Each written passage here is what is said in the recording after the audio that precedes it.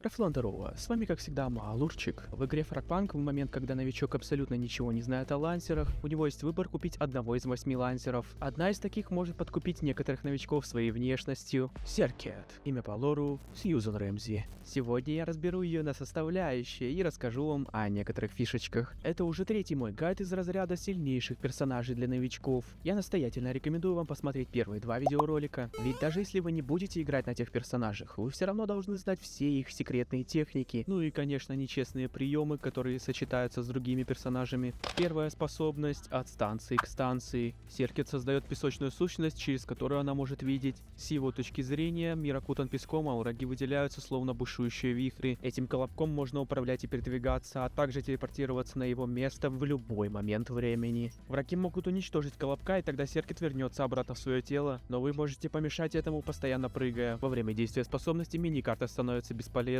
Зато колобок видит врагов в виде маленьких смерчей, в отличие от союзников, которых он вовсе не видит. При активации способности Серкет превращается в статичный песчаный тотем. Пока он цел, Серкет может свободно перемещаться в виде сущности, но если его уничтожат, она погибнет. Поэтому способность лучше всего использовать из безопасного места.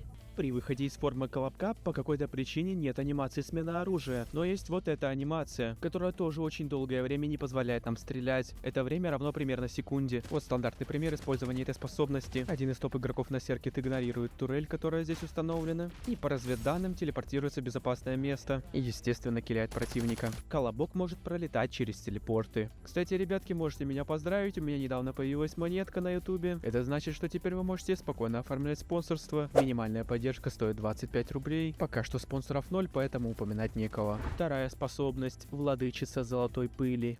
Найс, я вспомнил, вам лучше этого не видеть. При активации способности Серкет создает перед собой пылевой смерч, который двигается через препятствия и замедляет попавших в него врагов. После того, как смерч выпущен, появляется всплывающая кнопка F, чтобы остановить дым. Ну ладно, после остановки смерч становится больше в размере. Иконка смерча видна на миникарте, что облегчает его остановку в нужном для вас месте. Кто угодно может зайти внутрь, и да, он простреливается. Очевидно, что торнадо можно использовать с той же целью, что и дым, но в отличие от него оно неразрушимое, и более того, оно само контрит дым.